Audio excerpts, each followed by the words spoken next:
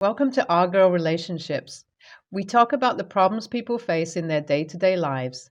Let's start with the video. My sister was about to be married in a week. I didn't know her fiance that well because the first time I met him was a month ago when I was home for the semester break, and they were visiting to see the final venue decorations that will be used on their wedding day. They actually live in Manhattan but decided to have the wedding in LA because all our family is here and my parents said they could use the farmhouse. So when I first met him, he was quite charming and it was easy to see why my sister fell in love with this guy. He knew the perfect timings to pull out the punchlines and how to break an awkward silence. He works as a head chef of a restaurant, and who doesn't like a man that can cook? Although I did think she could have done better when it came to his looks, his overall personality made up for his lack in that department. From the first moment we had a chat, I knew she made the right decision to settle down with this man. I've met a lot of her boyfriends from back in the day when she was in university, but never have I ever seen my parents like one of her partners so much or talk about him in such high praise. That was until I caught him cheating on my sister. So I came home 3 days before her wedding. I had to go for an internship during my semester break, but thankfully, I was able to persuade my head to let me go for the weekend.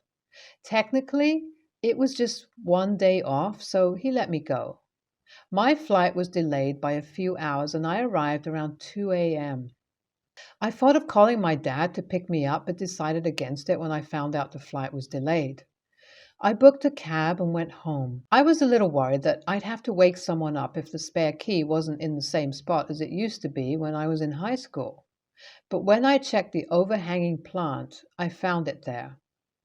I let myself in and made extra effort to not make a lot of noise in case someone wakes up. As a student, I hate it when someone messes up the few hours of sleep I get at random hours in my day, and because I know from experience how irritating being woken up could be, I've made it a point to not disturb other people. And thanks to that habit, I got the biggest shock of my life. As I walked by the main hall, I heard shuffling noises and I thought someone must be up. I figured if it was my sister, I'd give her a scare. But when I walked closer to check the source of the noise, to my utter horror, it was my future brother in law kissing my sister against the wall. The only problem was that the sister he was kissing wasn't the one he was going to marry. I was so shocked. I couldn't even scream. I thought there must be an explanation for all this. I didn't want to believe what I just walked in on. I asked him what he was doing with my stepsister, and he just stood there, dumbfoundedly staring at me. My stepsister ran to me and put her hand on my mouth before I could start speaking loudly. She took me outside and told me that I shouldn't concern myself with what I just saw. But how could I not? That a-hole was about to marry my sister. Was I just supposed to let it happen? I went inside in a rage, fully ready to beat the crap out of that cheater. But my stepsister kept dragging me back. We were making so much noise that my mom walked out from her room and asked what was all the commotion. I told her what I saw, and she immediately asked my stepsister if it was the truth. But my stepsister remained quiet, and my mom got all her answers. She looked at my supposed future brother in law in disgust and then asked me to follow her. I was surprised that she was asking me to follow her instead of kicking that a-hole out of our house. But she just took me to the roof and sat me down beside the pool. She told me that I should not say anything to my sister. I was revolted at the idea because how could she expect me to let that guy marry into the family after seeing what happened that night? I was in such a rage that I had half a mind to pick him up and throw him out in a dump truck. That waste of a space should not be allowed to be around our family even for one more second. But my mom just said that she had never seen my sister happier than she is now, and finding out the truth would absolutely break her. We should teach that guy a lesson and make sure what happened today should never happen again, but we should also protect my sister. She kept on talking nonsense, but when I still refused to agree with her point of view, she threatened me that she'd kick me out for good if I messed up the wedding. I spent the next day visiting my local friends, so I'd avoid my sister and came home late at night. The next morning was the practice for the wedding, and everyone was taking their place. I refused to be a part of her wedding and just sat as a guest. When the time for toast came and my sister's fiance said the words about how my sister was the person he belongs to, I scoffed. When my sister saw my reaction, she scolded me and I couldn't take it anymore. I got mad and told her everything that happened.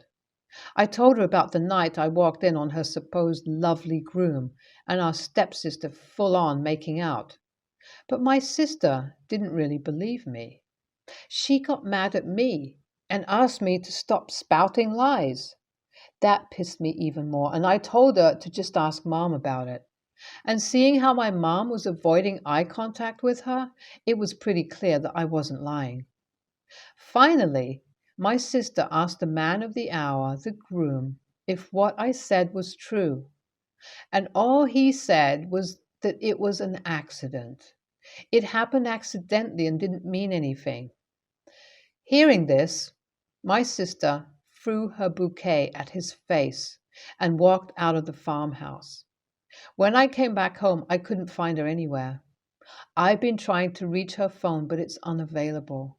I don't know if it was that great of an idea to ruin the wedding, but I couldn't just sit tight while she marries a man that would surely not change. AITA here for not listening to my mom? Should I have tried to give the fiance at least one chance before ruining her marriage? First of all, I saw a lot of you people being confused because of how I didn't include a lot of family details in my post.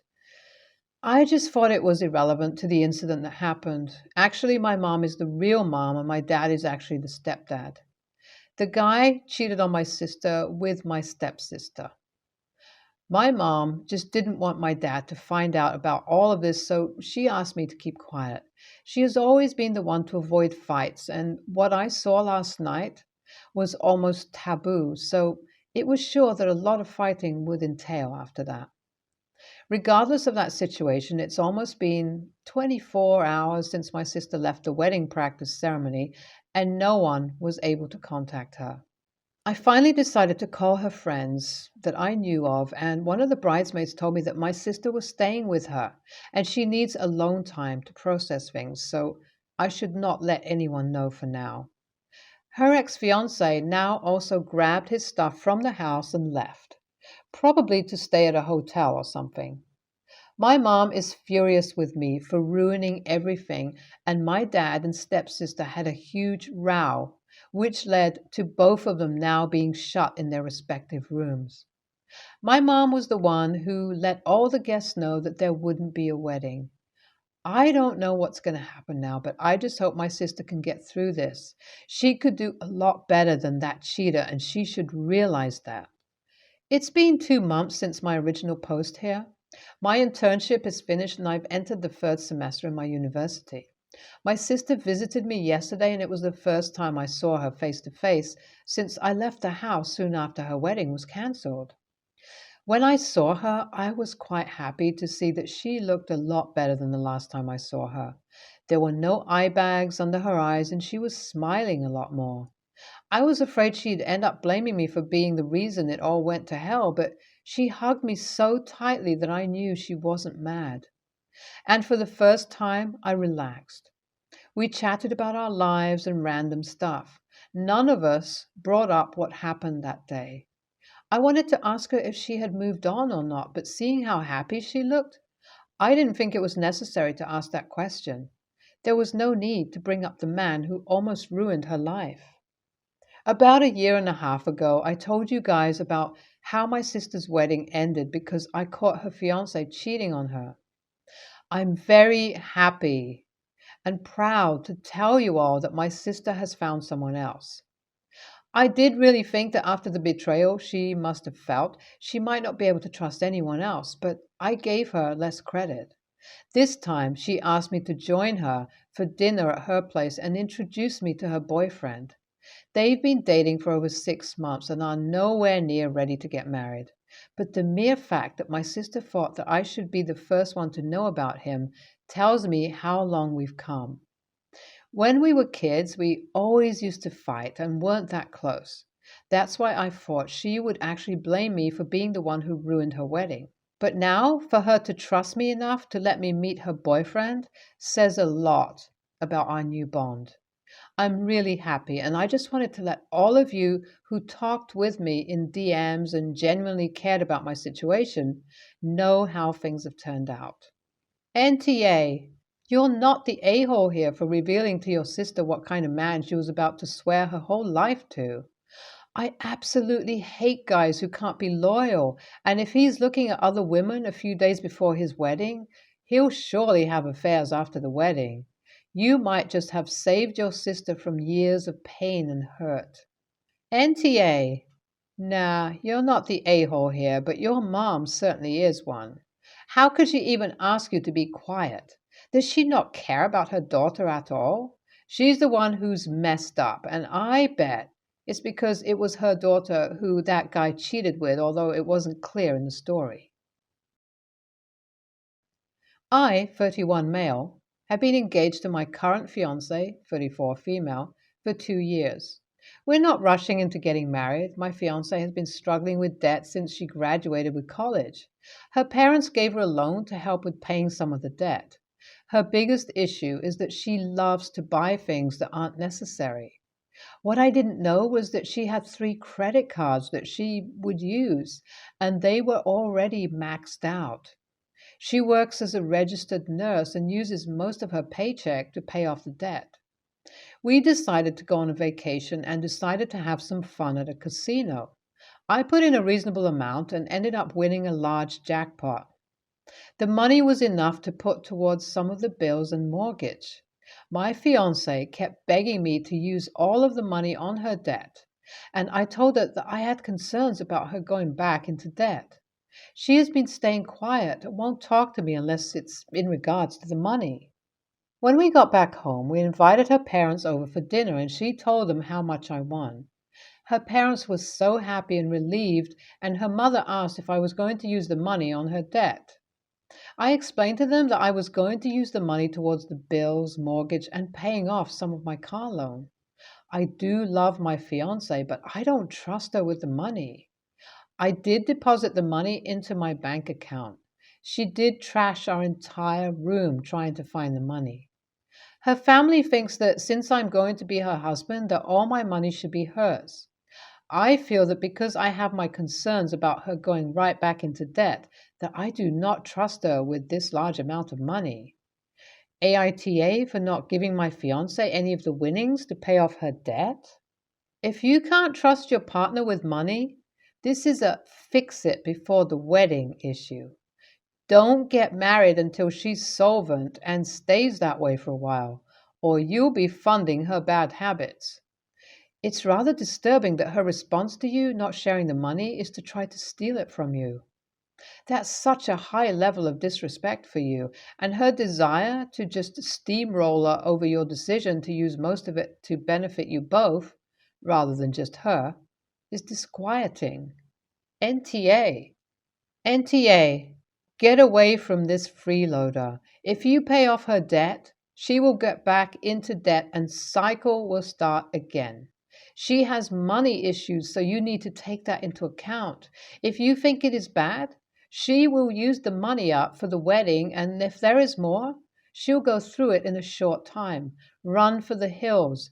Don't let the in laws near it either. They think your money is hers, which then will be theirs. Leave her for your sake. My half sister is 7. She and I share the same dad, and we have different moms. My mom died when I was 5. My dad married my half sibling's mom when I was 8.